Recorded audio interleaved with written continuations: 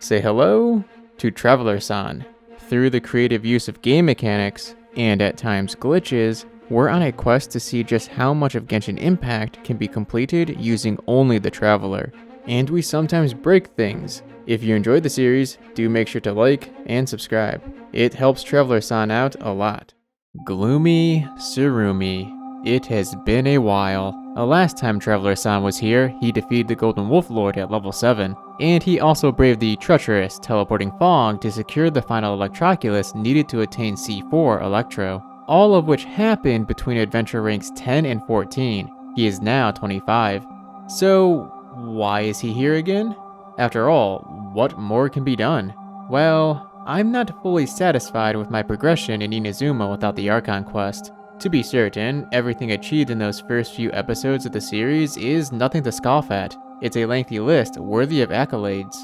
But stopping one level short of maxing the Statue of the 7? How unsightly. There's no worthwhile reward in venturing past 9, but I've always felt that one level, those 30 needed Electroculus, stand between me and total domination of Inazuma without the Archon quest. Thus, before travelersan finally ascends to a new world level, and he obtains the adventure rank needed to legally enter Inazuma, he's setting out to finish what he started so many episodes ago. It's time to again brave the fog. Yeah, not exactly, because where's the fog? Alright, I have some explaining to do, don't I? Firstly, no. travelersan did not gain access to Savory Storm Chasers, complete it, and then start the Tsurumi Island quests. Second, the fog is not gone, it's just not loaded in.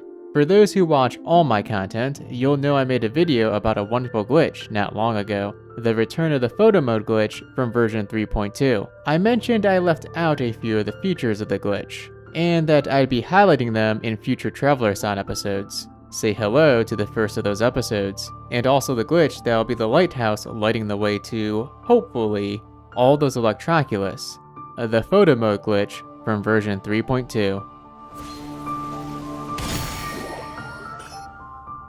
Aside from collecting Electroculus, you can also use this to activate teleport waypoints across the island.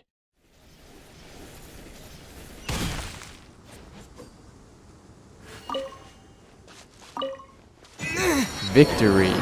Yeah, wait, if he dies here, yeah, he'll be whisked away by the fog and revived at the Statue of the 7. Victory. No matter the cost? Despite activating these waypoints, they're not accessible. The fog over Tsurumi Island prevents them from showing on the map. Outside of the achievement, there's no reason for activating them at this time, but I did so anyways. Gotta get those 5 Primogems. Now then, you might think that, with this all-powerful ability to make the fog non-existent, no other methods will be needed to extract the Electroculus. However, that's not true. Take, for example, this one here. It's deep underground, far into the fog, up a wall that needs climbed, and behind a thunder barrier. We'll need help from various items and techniques acquired throughout the journey to retrieve it. First, the photo mode glitch and some lag to reach the tunnel. Next, a portable waypoint will serve as a checkpoint. But wait, wouldn't this not show up like the teleport waypoints? Surprisingly, that's not the case. Portable waypoints work as intended, even within the fog. Traversing the tunnel and underground ruins will require a little help from Nahida. Yep, like Ayaka helped travelersan break through the storm surrounding Inazuma in episode 2, Nahida's test run domain is here to save the day. These vines lead up the wall to the thunder barrier. Climbing them immediately would be risky, so let's place another checkpoint. Lastly, climb up, reset the fog timer, hop over the gap, and place the most important portable waypoint right outside the thunder barrier. With this, it's as simple as grabbing and teleporting with Electrograna and...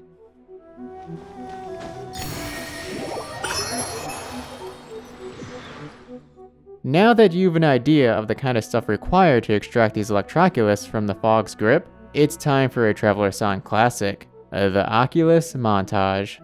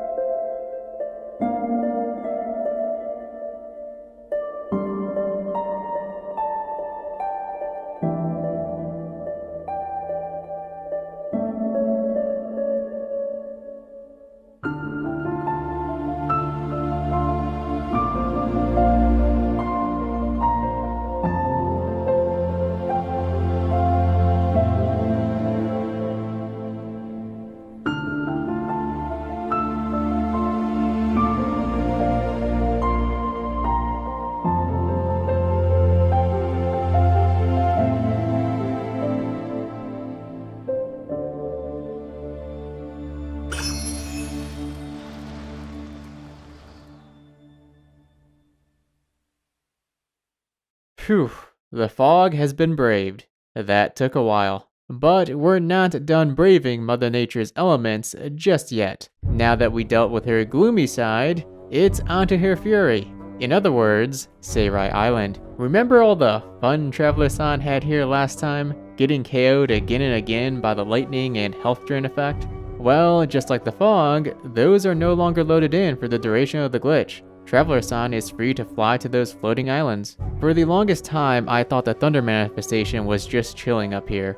But in reality, the boss doesn't exist until Savory Storm Chasers is finished. And here I was, looking forward to challenging it, while under the effects of the constant health drain and threat of murderous homing lightning strikes. That would have been a real challenge.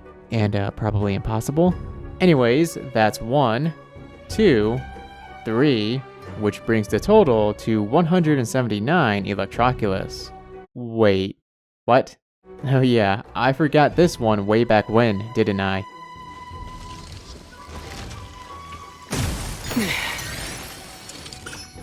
Might as well nab the Claymore blueprint while I'm here. I'll keep this close.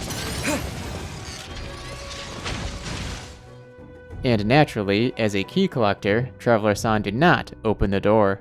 Speaking of keys...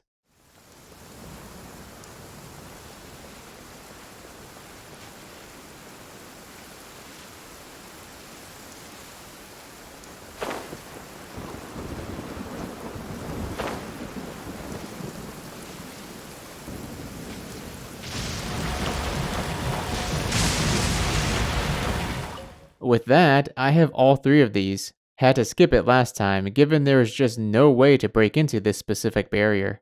Now then, I think it's time.